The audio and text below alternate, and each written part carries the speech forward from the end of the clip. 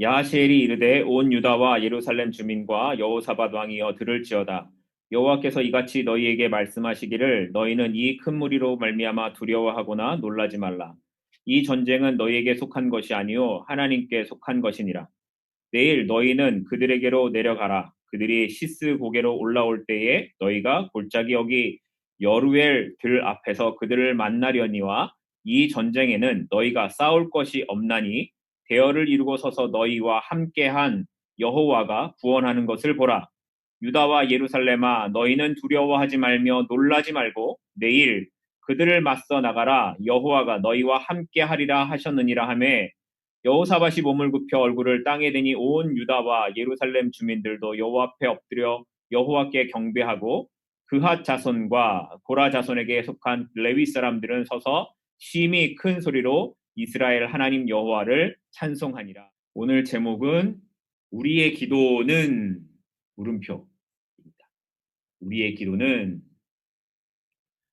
어떤 교회에 이제 막 예수님을 믿기 시작한 할머니가 목사님의 말씀에 큰 은혜를 받았습니다.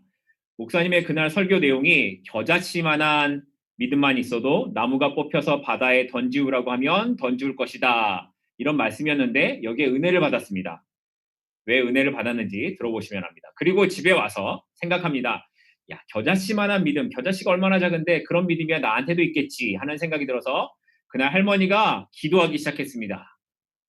자기 집 앞마당에 사과나무가 있는데 이 사과나무가 전방을 가린다라는 거예요. 그래서 그동안 보기 안 좋았는데 기도하는 겁니다. 하나님, 저 사과나무가 뒤뜰로 좀 옮겨지게 해주십시오. 자, 열심히 기도를 했습니다. 그리고 아침이 되었습니다. 아침에 일어나서 할머니가 앞마당에 나갔습니다. 나무가 뽑혔을까요? 안 뽑혔을까요? 안 뽑혔다고 생각하시면 믿음이 없는 거죠. 당연히 안 뽑혔습니다. 안 옮겨졌어요. 그러니까 이 할머니 마음이 상했습니다. 목사님한테 속았다는 생각이 드는 거예요. 그래서 목사님을 찾아가서 말했습니다. 아니, 겨자씨만한 믿음만 있어도 나무들어 뽑혀서 바다에 던지우라고 하면 던져진다고 했는데 바다도 아니고 내가 뒤뜰로 옮겨달라고 그렇게 기도했는데 왜 사과나무가 옮겨지지 않았습니까? 하고 목사님에게 따져 물었습니다. 그러자 목사님이 가만히 생각하시더니 이렇게 대답을 했습니다. 할머니, 아침에 사과나무를 보기 위해 앞뜰로 가셨습니까? 뒤뜰로 가셨습니까? 할머니가 대답을 하죠. 앞뜰로 갔는데요. 의심을 하셨군요. 그러니까 안 됐죠. 사과나무를 보고 싶었으면 뒤뜰로 갔어야지 왜 앞뜰로 갔습니까? 목사님이 이렇게 대답을 했다는 겁니다. 우리는 기도를 많이 합니다. 때로는 정말 간절한 마음으로 또 믿음을 가지고 기도를 합니다. 매 순간 그런 간절함이 아니어도 그럴 때가 있습니다. 그러면 그때 여러분의 기도는 정말 응답되어진다고 생각하십니까? 정말 여러분의 기도가 응답되어진다고 믿으셔서 기도하시는 건가요? 아마 어떤 분은 그런 분도 계실 거고 말하기 곤란한 분도 계실 겁니다. 오늘은 그래서 본문에 등장하는 한 왕의 이야기를 통해 그 기도에 관한 이야기를 좀 같이 생각해 보려고 하는 겁니다. 역대하 20장, 우리가 읽은 15절 앞에 있는 20장 1절 말씀을 보면 이렇게 기록합니다. 그 후에 모압 자손과 암몬 자손들이 마온 사람들과 함께 와서 여호사밧을 치고자 한지라. 모압, 암몬, 마온 이 사람들 세 나라 사람들이 여호사밧 왕을 치기 위해 몰려들었다라는 거죠. 오늘 본문에 등장하고 있는 이 여호사밧 왕은 남유다의 네 번째 왕입니다. 좀 더 설명을 하자면 솔로몬이 죽은 이후에 이스라엘이 북쪽과 남쪽으로 나누어지게 되죠. 북쪽은 10지파, 남쪽은 2지파. 그래서 북쪽 10지파를 북이스라엘이라고 불렀고 남쪽 2지파를 남유다라고 이렇게 불렀습니다. 그리고 각각의 다른 왕들이 세워집니다. 여호사밧은 그렇게 세워진 남유다의 네 번째 왕이었던 겁니다. 35살에 왕이 된 여호사밧은 왕이 되자 하나님의 기뻐하시는 길을 행합니다. 우상을 없애고 산당을 무너뜨리고 제사장들에게 율법책을 나눠줘서 가지고 다니면서 백성들에게 율법책을 가르쳐 주도록 그렇게 했습니다. 비록 역대하 18장에 가면 여호사밧이 하나님께서 기뻐하지 않으셨던 일, 이 북이스라엘인 아합과, 아합 잘 아시죠? 악한 왕의 대표적인 사람인데 이 아합과 손을 잡고 전쟁을 했던 것 때문에 죽을 뻔하다가 살아 돌아오는 일이 있기는 했었는데요. 그러나 그는 19장에서 선지자 예후의 책망을 듣고 다시 하나님께로 돌아오는 그런 모습도 있습니다. 이런 배경에서 오늘 20장이 시작되고 있는 겁니다. 이스라엘 지도를 좀 보시면 더 확실하게 아실 텐데요. 이스라엘의 지리적 위치가 지중해, 동쪽으로부터 지중해가 있고 블레셋이 있고 이스라엘이 있고 그 다음에 요단강이 있고 요단강을 건너서 모압, 에돔, 암논이 이렇게 북쪽부터 차례로 위치하고 있습니다. 그러니까 지중해, 블레셋, 이스라엘, 요단강, 모압, 암논 이렇게 있는 겁니다. 그런데 오늘 쳐들어온 데가 어디냐면 모압, 암논, 에돔 이 나라들입니다. 요단강 건너편에 있는 나라들이죠. 근데 이 나라들이 원래 강한 민족이 아니어서 다윗과 솔로몬 시대에는 꼼짝도 하지 못했던, 그래서 조공을 막 바쳐야 되는 그런 나라였습니다. 그런데 18장 앞에서 설명드렸던 것처럼 18장에서 북이스라엘과 남유다가 손을 잡고 전쟁을 했다가 패한 일이 있었다고 말씀드렸죠. 그때 북이스라엘 왕인 아합이 죽습니다. 여호사밧은 죽을 뻔하다가 간신히 목숨을 구해서 도망쳐 나왔더랬습니다. 그런데 이 소문이 여러 나라들에게 퍼진 거예요. 그래서 이때까지 찍소리도 못하던 나라들이 이번이 기회다라고 생각을 해가지고 모압, 암몬, 마온 이 세 나라가 연합을 해서 유다를 공격해 온 겁니다. 그런데 이들의 숫자가 얼마나 대단하고 기세가 얼마나 대단했던지 2절을 보니까 이미 예루살렘과 가까운 엔게디라는 곳까지 쳐들어왔다라는 소식을 여호사밧 왕이 듣게 된 겁니다. 그리고 이 소식을 들은 여호사밧의 첫 번째 반응은 두려움이었습니다. 역대하 20장 3절 말씀으로 가겠습니다. 3절 말씀입니다. 여호사밧이 두려워하여 여호와께로 낯을 향하여 간구하고 온 유다 백성에게 금식하라 공포하매. 여호사밧 왕이요 두려웠습니다. 그런데 원래부터 여호사밧 왕이 두려움이 많은 사람이 아닙니다.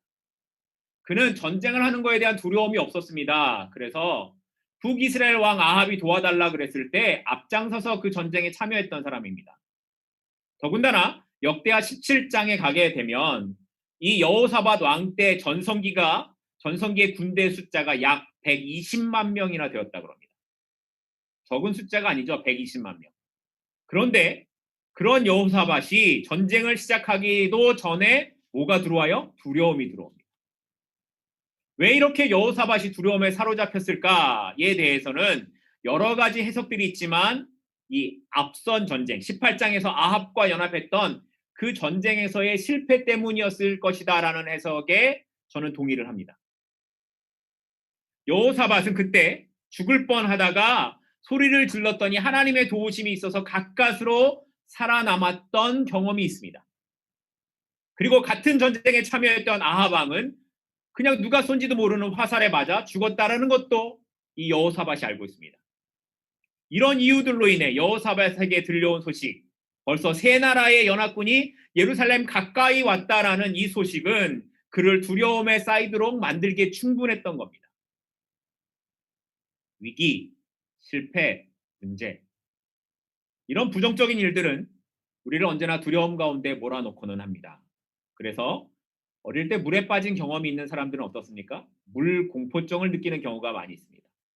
이런 사람들은 수영은커녕 물이 자기 배 근처까지만 와도 호흡을 하지 못한다 그럽니다.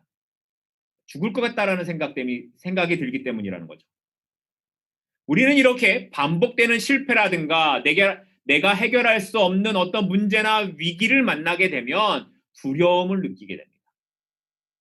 비단 이런 트라우마 같은 두려움이 아니라고 하더라도 우리 앞에 등장하는 위기나 문제는 우리를 두려움에 놓이게 하곤 합니다. 그렇다면 이런 두려움에 놓이게 될 때 그리스도인의 삶은 어떻게 나타나야 될까?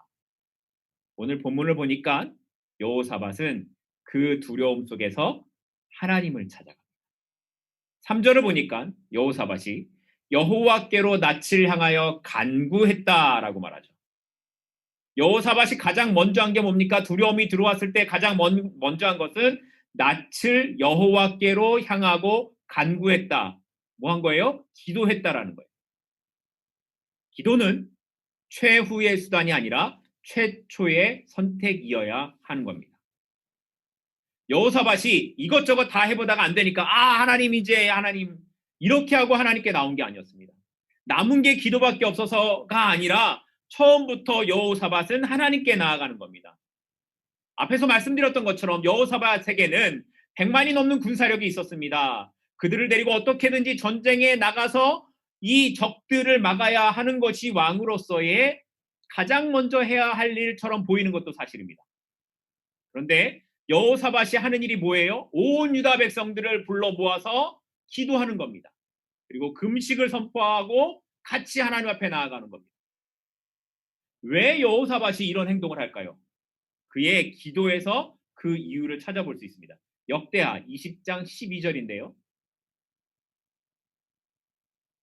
우리 하나님이여 그들을 징벌하지 아니하시나이까.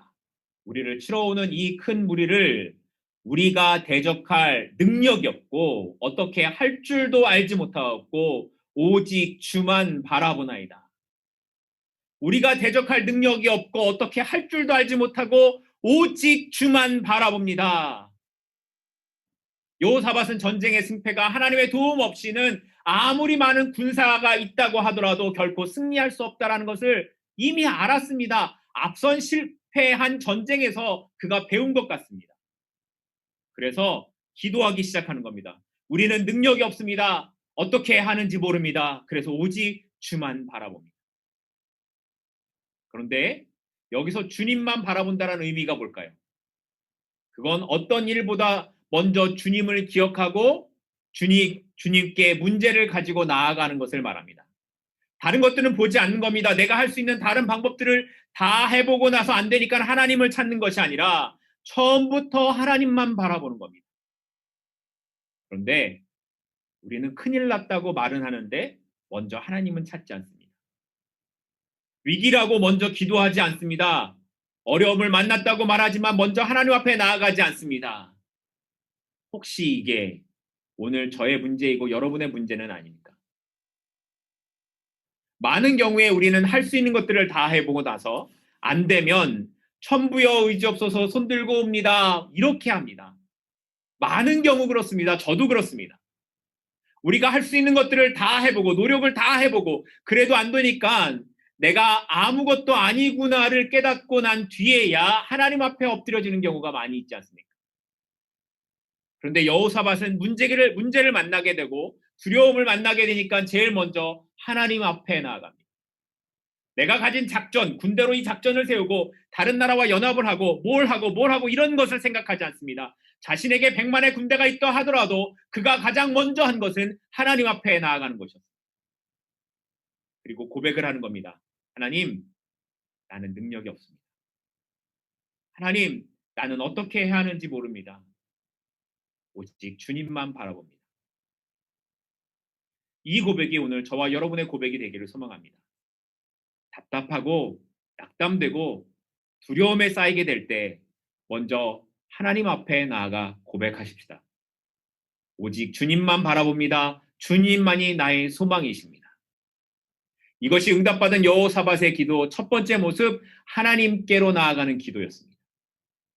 기도는 최후의 수단이 아니라 최초의 선택입니다. 다른 어떤 것보다도 하나님만 바라보고 하나님만이 소망되심을 고백하는 기도에 하나님께서 응답하셨습니다. 우리가 만나는 두려움과 위기 앞에서 먼저 하나님 앞에 나아가시기 바랍니다. 하나님이 하실 것에 대한 믿음으로 먼저 기도의 자리에 엎드리면 하나님의 은혜가 임하실 것입니다. 자, 이렇게 하나님만 바라보고 기도하는 여호사밧과 남유다 사람들에게 드디어 하나님의 음성이 들립니다. 20장 14절 말씀입니다. 20장 14절입니다. 여호와의 영이 회중 가운데에서 레위 사람 야하시엘에게 임하셨으니 또 15절입니다. 야하시엘이 이르되 온 유다와 예루살렘 주민과 여호사밧 왕이여 들을지어다. 여호와께서 이같이 너희에게 말씀하시기를 너희는 이 큰 무리로 말미암아 두려워하거나 놀라지 말라. 이 전쟁은 너희에게 속한 것이 아니오 하나님께 속한 것이니라. 여호와의 영이 누구에게 임했다고요? 야하시엘이라는 사람입니다. 이 사람은요 제사장도 아니고요 선지자도 아닙니다. 그냥 수많은 레위 사람 중에 한 사람이었습니다. 그런데 하나님의 영이 기도하고 예배하는 사람들 중에 임하는 겁니다. 특별한 누구에게? 기름 부음을 받은 어떤 사람에게 임한 것이 아니라 그냥 같이 모여서 하나님께 기도하고 은혜를 구하는 중에 한 사람에게 여호와의 영이 임한 것입니다. 제가 말씀을 묵상하면서 드는 그런 소망 가운데 하나가 이거였습니다. 하나님, 우리 예배 가운데도 이런 경험들이 좀 일어났으면 좋겠어요. 하나님, 우리가 예배를 드리는 가운데 어떤 사람이 하나님의 임재를 경험하고 어떤 사람이 하나님의 예배 가운데 살아계신 그 음성을 듣는 일이 일어났으면 좋겠습니다. 그런 간절함이 좀 있었습니다. 비록 이런 예언의 은사가 아니어도 말씀에서 찬양에서 기도에서 각자의 마음 가운데에 하나님의 주시는 은혜가 넘쳐나고 뜨거운 마음이 일어나는 그런 예배가 되었으면 좋겠습니다. 저만 그런 건 아니죠. 그런 마음이 있었습니다. 다시 본문으로 돌아와서 야하시엘이 하나님의 말씀을 선포하는데 그 내용이 뭡니까? 이 전쟁은 너희에게 속한 것이 아니고 누구에게 속했다고요? 하나님께, 여호와 하나님께. 이 전쟁은 더 이상 너희들의 전쟁이 아니라 누구의 전쟁이라고 선언하십니까? 하나님의 전쟁이라고 선언하시는 겁니다. 보세요. 전쟁의 주체가 이제 바뀌었습니다. 연합군은 남유다와 여호사밧과 전쟁을 하러 왔는데 온 백성이 하나님께 전심으로 기도했더니 전쟁의 주체가 누구로 바뀌었습니까? 하나님으로 바뀌었습니다. 이제 이 싸움은 누가 하시는 거예요? 하나님이 하시는 싸움이 되는 겁니다. 믿음의 기도는 이런 힘이 있습니다. 전에는 내가 이 싸움을 해야 하고 내가 이겨야만 하는 싸움이었는데 이제는 이 싸움의 주체가 하나님이 되시는 겁니다. 하나님이 나서셔서 너 가만히 있어. 내가 해결할 거니까 이렇게 말씀하시는 겁니다. 그럼 그걸로 끝나는 거예요. 학교에서 친구랑 싸웠는데 걔네 아빠가 와서 때렸습니다. 울면서 아이가 아빠한테 가서 말했더니 아빠가 쫓아갔습니다. 근데 이 아빠가 누구냐면 마동석이고 드웨인 존슨. 신령한 분들이라 이런 얘기를 해도 잘 못 알아듣시는 것 같아요. 그냥 아시는 거 아이언맨이라고 하십시다. 아무튼 그런 사람이 아빠로 등장하면 그걸로 끝나는 겁니다. 그런데 우리가 이걸 잊고 사는 겁니다. 우리 아버지가 얼마나 대단한 분이신지를 잊고 내가 싸울 테니까 좀 있어 보라고 하나님을 우리는 말리는 경우가 많은 거예요. 하나님께서 등장하시면 더 이상 우리에게는 싸움이 없습니다. 하나님이 나서시면 그 싸움은 누가 끝내셔요? 하나님이 끝내시는 겁니다. 하나님이 싸우신다는데 그 막 신나야 되지 않습니까? 그래서 이 예언을 들은 여호사밧이 힘을 얻고 백성들에게 이야기하죠. 20절입니다. 20장 20절. 이에 백성들이 아침에 일찍 일어나 드고아들로 나가니라. 나갈 때 여호사밧이 서서 이르되 유다와 예루살렘 주민들아 내 말을 들을지어다. 너희는 너희 하나님 여호와를 신뢰하라. 그리하면 견고히 서리라. 너희는 너희 하나님 여호와를 신뢰하라. 그리하면 견고히 서리라. 우리가 견고하게 설 수 있는 방법이 뭐라고요? 하나님을 신뢰하는 겁니다. 그런데 이 구절이 원어 성경에는 히브리어 원어 성경은 이렇게 기록되어 있습니다. 그냥 들어만 보십시오. 하미누 야훼 엘로헤켐 베테아메누. 무슨 말인지 모르시겠죠. 다 모르셔도 되고요. 여기 하미누와 베테아메누는 둘 다 같은 어근을 갖고 있습니다. 둘 다 아멘. 이건 아시죠? 아멘이라는 어근에서 시작된 단어입니다. 아멘이 어떤 뜻입니까? 확실한, 견고한, 신뢰할 수 있는 이런 뜻을 갖고 있습니다. 영어로는 to confirm, support 이런 뜻을 갖고 있습니다. 그러니까 이걸 다시 우리 말대로 이렇게 해석을 하자면 너희가 하나님을 아멘, confirm 하면 하나님께서 너희를 아멘, confirm 하실 것이다 라는 이런 뜻입니다. 이것을 워드플레이라고 하는데 아멘이라는 단어를 비교 사용해가지고 하나님과 우리와의 관계를 보여주고 있는 겁니다. 너희가 하나님을 견고히 신뢰하면 하나님께서 너희의 삶도 견고하게 하실 것이다. 이것이 아멘이 담고 있는 뜻이라는 겁니다. 여러분은 정말 하나님을 아멘 하십니까? 우리가 기도한다고 할 때 기도는 우리가 하는 어떤 행동들, 눈을 감고 무릎을 꿇고 하는 그런 것을 말하는 게 아닙니다. 기독교의 기도는 허리가 끊어질 것 같은 108번은 절을 하는 그런 걸 말하는 게 아닙니다. 내가 이렇게 고생했으니까 내 정성 때문에 하나님 들어주셔야 됩니다. 이런 걸 말하는 게 기도가 아닙니다. 물론 그렇게 장소를 정하고 자세를 잡고 기도를 하면 우리가 기도하는 데 도움이 되는 것은 맞습니다. 그러나 내가 그렇게 했으니까 뭐가 됐구나 하는 행동이 기도는 아니라는 겁니다. 그래서 예수님이 말씀하시죠. 세리들이 나아가서 손들고 기도하는 거 그거 기도 아니야 말씀하시잖아요. 그런 면에서 볼 때 본문이 말씀하고 있는 기도라는 뭐냐? 신뢰입니다. 여호사밧이 역사 속에서 일하셨던 하나님을 기억하고 기도해요. 그 약속을 기억해서 하나님께 기도하고 있는 것은 아멘이신 하나님을 신뢰하기 때문입니다. 아멘이신 하나님을 신뢰하고 믿었기 때문입니다. 그 하나님께서 약속대로 반드시 이루실 것을 믿었기 때문이었습니다. 하나님을 전혀 신뢰하지 않으면서 그러면 기도할 수 있을까요? 네, 신뢰하지 않으면서 할 수 있습니다. 하나님을 믿지 않으면서도 설교할 수 있고요. 하나님을 믿지 않으면서도 기도할 수 있고요. 오늘날 수많은 사람들이 교회 안에서 그런 종교인의 모습을 갖고 있습니다. 그런데 여러분은 정말 여러분의 인생을 하나님께서 책임지시기를 원하십니까? 정말 여러분의 삶을 하나님께서 견고하게 하시기를 원하십니까? 그러면 하나님을 아멘, 견고하게 신뢰하십시오. 이것이 응답받은 여호사밧의 기도 두 번째 모습, 하나님을 신뢰하는 기도였습니다. 이렇게 하나님을 신뢰하는 자가 드리는 기도는 그 전쟁의 주인을 바꿔놓았습니다. 이전까지는 내가 싸워야만 했던 거였는데 이제부터는 하나님께서 싸우시겠다고 말씀하시는 겁니다.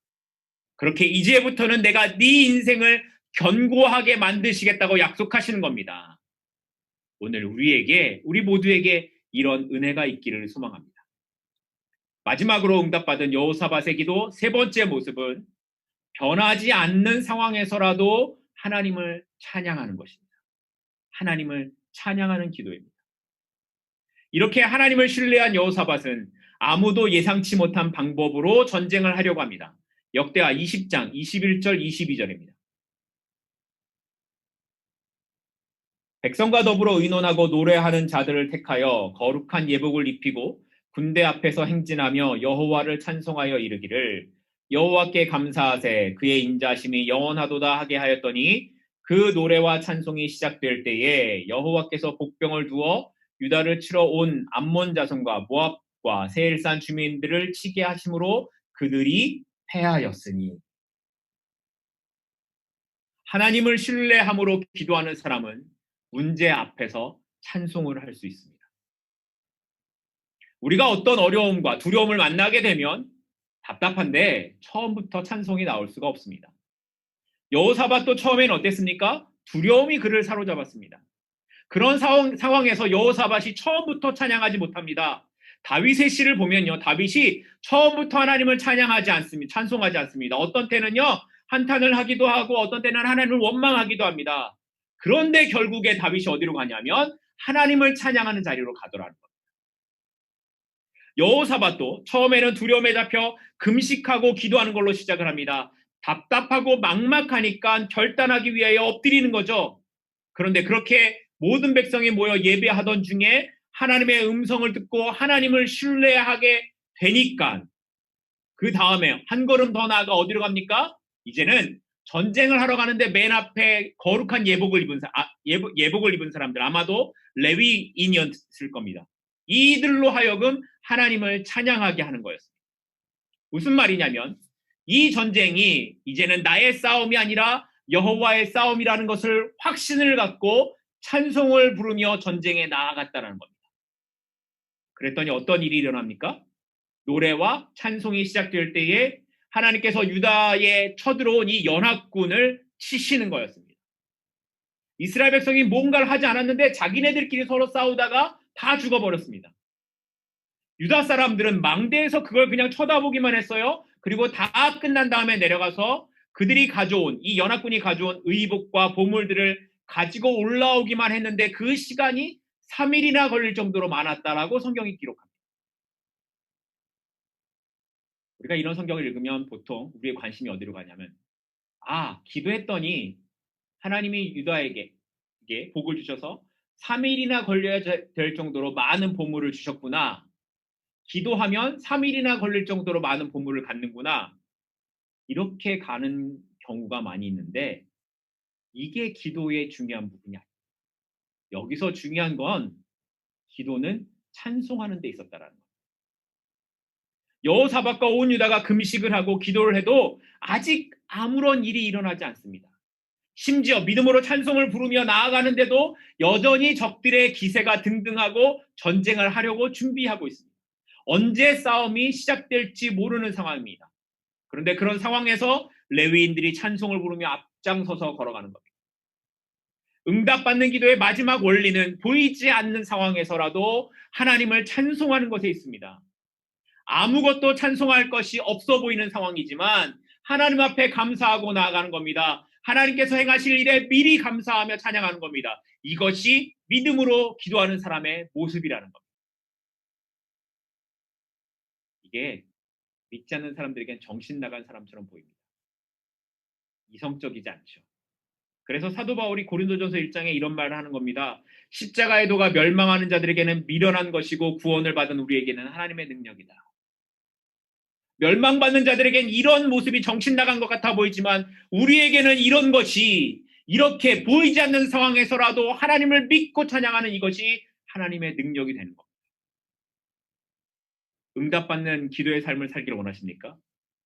그렇다면 여전히 위험 가운데 있고 여전히 어려움 가운데 있는 그 상황에서 하나님을 찬양하실 수 있기를 바랍니다.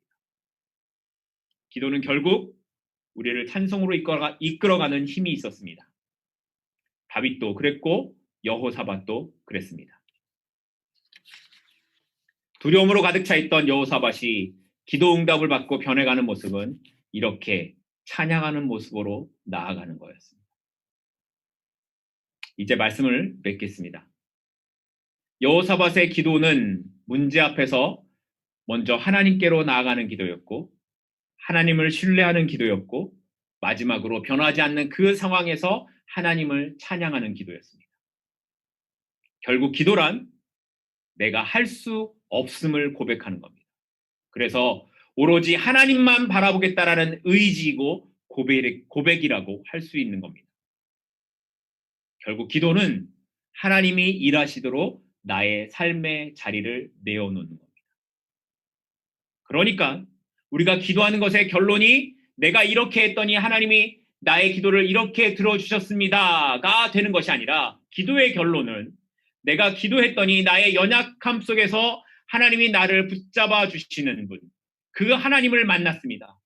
기도했더니 하나님 없이는 아무것도 아닌 내 모습을 보게 됐습니다. 기도했더니 찬송할 수 없는 중에 하나님을 찬송할 수 있게 되었습니다가 결론이 되어야 하는 겁니다. 오늘 말씀을 맺으면서 저와 여러분에게 이런 기도가 가능해질 수 있기를 바랍니다. 저와 여러분의 기도가 우리가 그냥 하고 있는 그런 기도와 다른, 복을 구하는 어떤 그런 기도, 결론이 이렇게 많은 것을 얻었더라로 가는 그런 기도가 아니라, 하나님, 나는 하나님 앞에 기도할 때 하나님을 만났군요. 이런 고백이 저와 여러분 가운데 있기를 주님의 이름으로 축복합니다. 기도하시겠습니다.